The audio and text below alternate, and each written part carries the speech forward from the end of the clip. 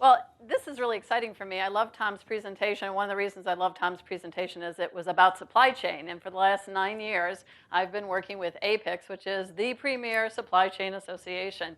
And I think one of the things that's very powerful about this, how many of you are from medical, allied health organizations in the group right now? We tend to see a lot of that in Chicago.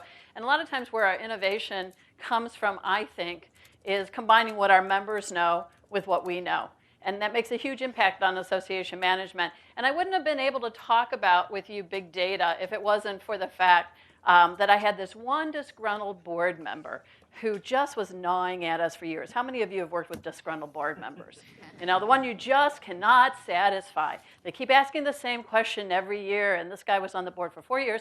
For 4 years, he asked the same question. Tell me about the member. What do you know about your member? And it was very difficult for us to satisfy this question. So we're going to talk about that today. Big data. Everybody's heard the term big data, right? And we don't talk about it a lot of times in the context of associations. So if you're not 100% sure about what we're talking about when we say big data, let me help you understand that. So big data is extremely large, unmanageable sets of data, both structured and unstructured. So the data that's in your database, your association management system, can be considered obviously a part of big data, but everything that's said about you in social media is part of your data, your big data. And the key with big data is that when it's analyzed, it reveals patterns that relate to human behaviors. So it doesn't just tell us who our members are, it tells us what our members are. What do they want? What do they want from us? But it's a puzzle. It's a puzzle we have to be able to figure out. So my disgruntled board member was from Walmart. He was actually a director of strategy from Walmart, and we were really pleased to get him. I think it was about 2012 that he joined the APICS board. And he was the one that kept asking, what can you tell me about your members? What do you know about your members? So I want to go through a little bit of an exercise with you right now, talking about big data. And I'm going to ask you to answer this question. What do Walmart stores always stock in Florida when they know a hurricane is coming? Water. Water. Okay, good. I'll come back to that. What else? Batteries. What else? Plywood. Okay. These are all useful things and they're intuitive things too. Why would you want water? Because your water may not be clean, right? We want to have clean water. Why do we need batteries? We need batteries for flashlights. And there's actually a couple of generators, makes the top list, flashlights we talked about, and bleach to be able to clean up afterwards from the hurricane. But the interesting thing that's not intuitive to us is that Walmart will also stock not just Pop-Tarts, strawberry Pop-Tarts.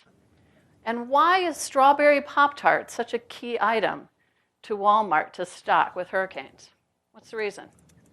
Long shelf life. Okay, it's got a long shelf life. It's probably carcinogenic. What else? Comfort for kids. It's comfort food. What else? What else? Customers are buying it.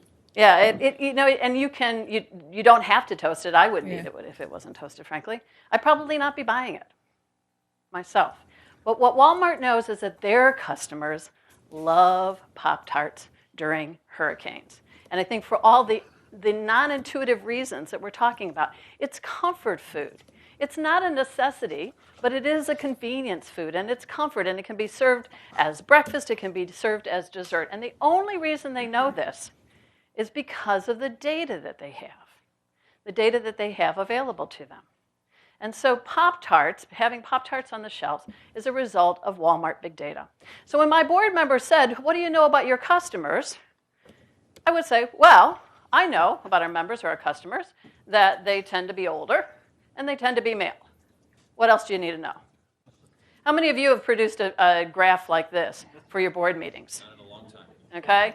So this grouchy board member who said, I really want to know who your customers are, it just kept coming at us and coming at us and coming at us with that question. So one board meeting, we decided, well, we're going to show him, right? We're going to get all the data that we have available to us about our board members, and we're going to present it at the board, and we're going to demonstrate to the board that we really actually do know who our members and customers are. Now, here's the thing about associations. For many, many years, we were the source of the best information about our members to be had. right? So I've been in the association industry longer than Kevin, as we found out, but what is it now, maybe 25 years. And what always appealed to me about it, and most of the time I spent in consulting and why I liked working with associations, is I learned more about why different professions and different industries are important than I would have otherwise. So I could go from client to client and learn about why those folks are important.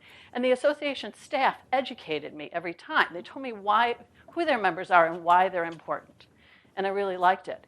But when we think about our members, traditionally associations think about our members in a group, right? And I would say still today, associations know more about the professionals that are a part of the industry that they serve or the profession that they serve than anybody else as a group. As a group, you know your members. So when we went through this exercise, we could produce graphs like you're seeing, and we could tell to the board, hey, these are our members as a group. And my grouchy board members said, no, tell me who your members are. Tell me about your members. And that's when I started to realize, okay, now I need to turn around and look at it from his perspective. At the same time, I was reading this book called Habit. Did anybody read Habit? I know we have a couple of people that read Habit. And Habit talks about how we develop habits and whatnot. It was very popular a couple of years ago. And it tells a story about Target. So I'm going to switch gears here a little bit and talk about Target instead of Walmart. It tells a story about Target where Target was being sued by a father of a teenager who was pregnant, and he didn't know it. He didn't know that his teenage daughter was pregnant. How did he find out?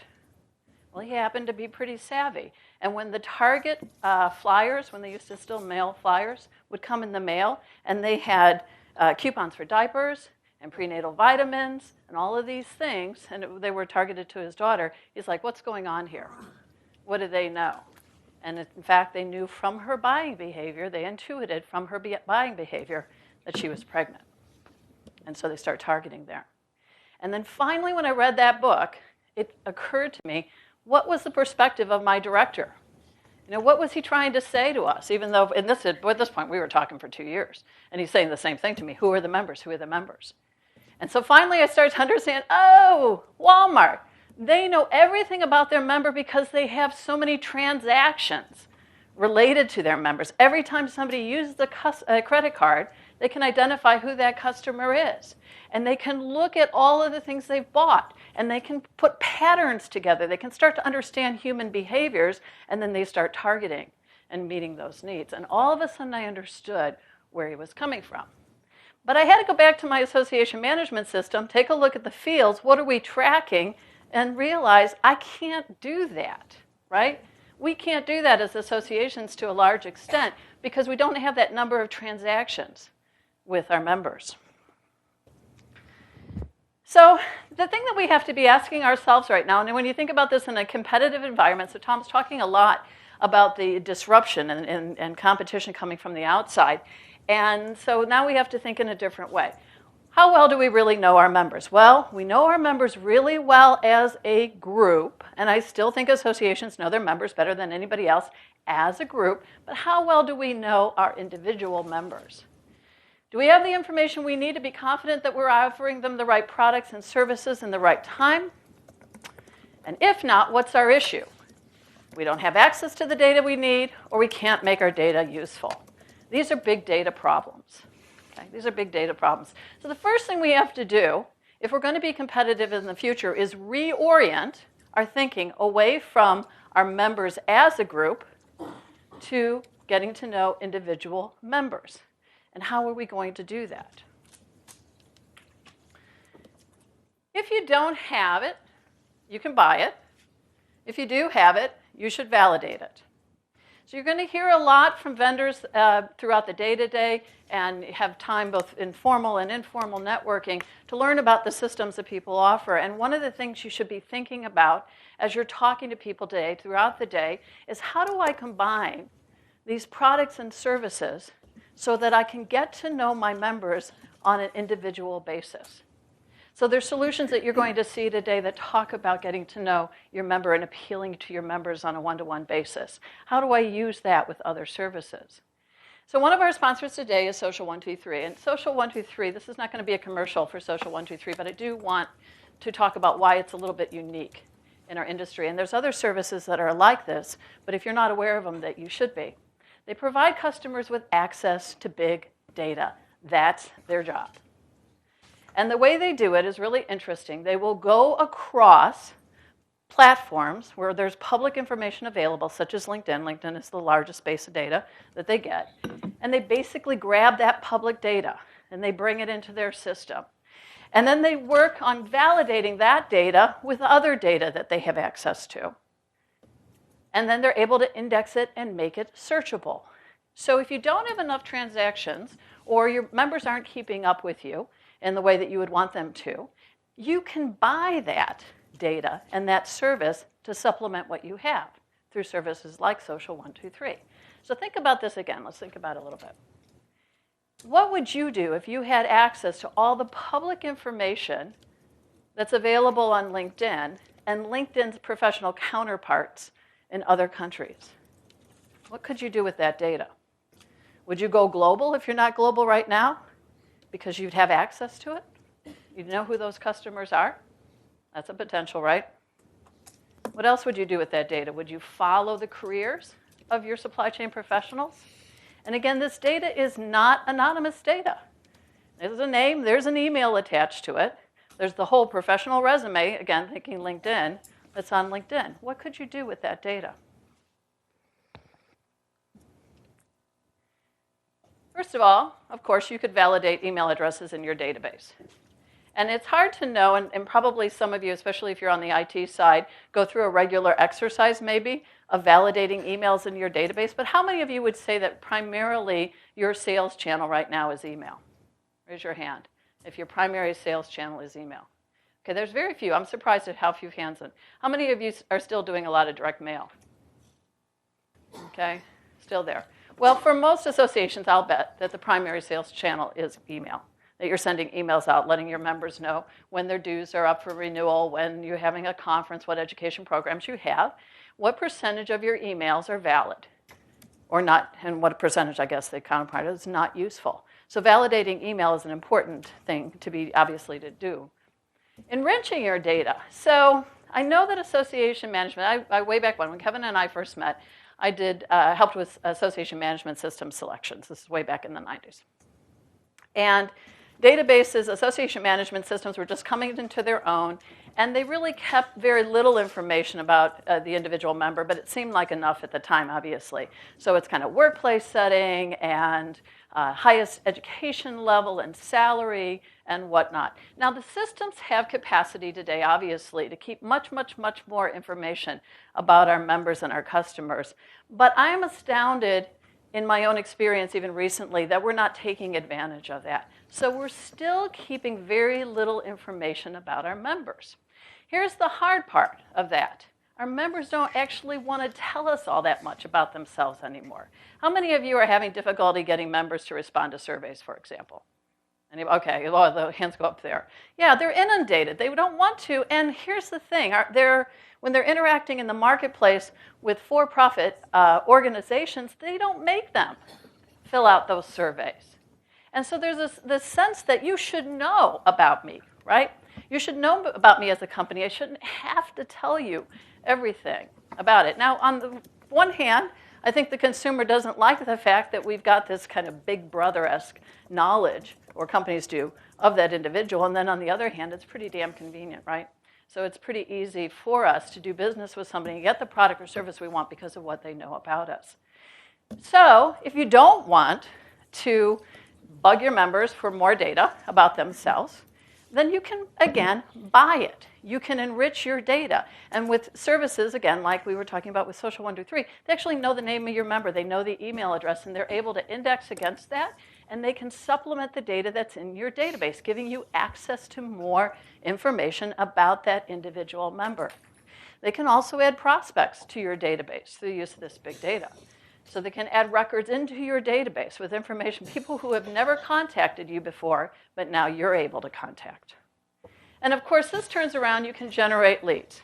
Because this is essentially social data, you can find out where people are hanging out. and you can be where they are with your advertising and targeted marketing. Now again, this has huge potential for US-based associations for sure, but how many of you are international organizations right now, truly international, okay? How many of you have had board-level conversations about becoming more international and targeting a more international audience? So APICS, for example, has been an international association since well before I joined the organization. And it kind of has been building that base and building that base. But we can't do a conference, APICS can't do a conference where we even begin to rival the crowds that we pull in the United States. So we'll do a conference in Dubai or Shanghai, and maybe we draw 80 people to 150 people. Anybody else have that experience? And the big problem that we have is letting people know that we're having the conference. How do we get to people that aren't already affiliated with us to bring them to our conference? Well, again, if you have a service like this, a big data service, you're able to grab those folks. Okay, you're able to target them. Now, language issues aside, which is important to think about, you're able now to access those where you haven't accessed them before.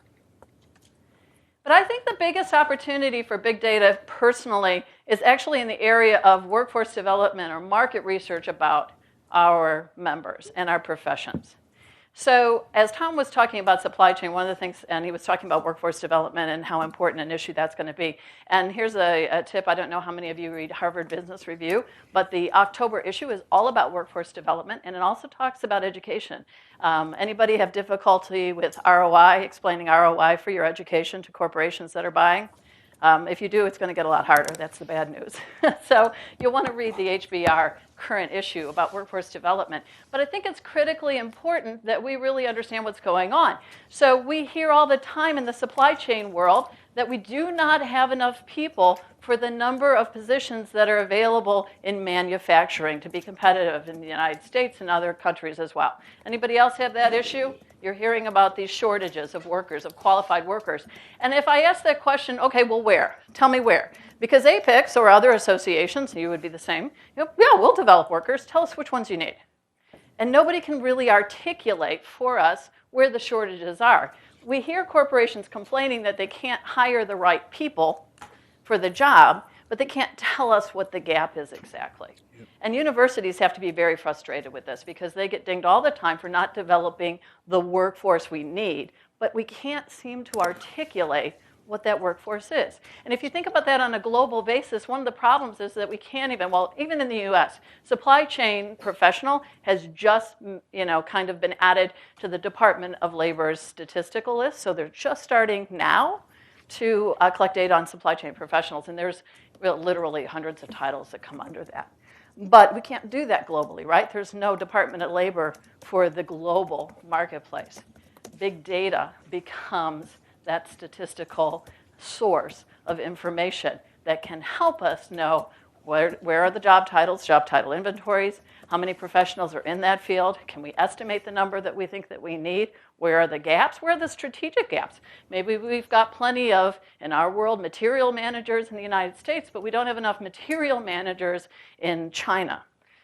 We should be doing material management programs in China. And the big data that's available, again, in this source, public information, it's already there. It's being aggregated. How could you use that information? What about following the careers of your professionals so you kind of understand what that career trajectory looks like? One of the biggest things, and I'm going to nod to Jim Pavletic here because this was his idea, but how many of you have student programs? Okay, a lot of you do. And how many of you give a significant discount, if not offer your program for free to students? And how many of you are satisfied with the return on that? These folks becoming professional members. Okay, very few.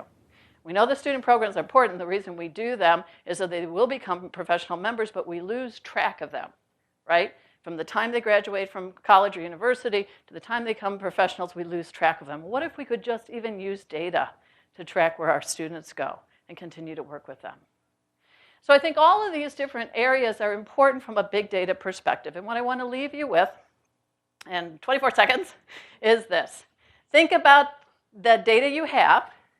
Look for the data that you don't have, sources of the data you don't have.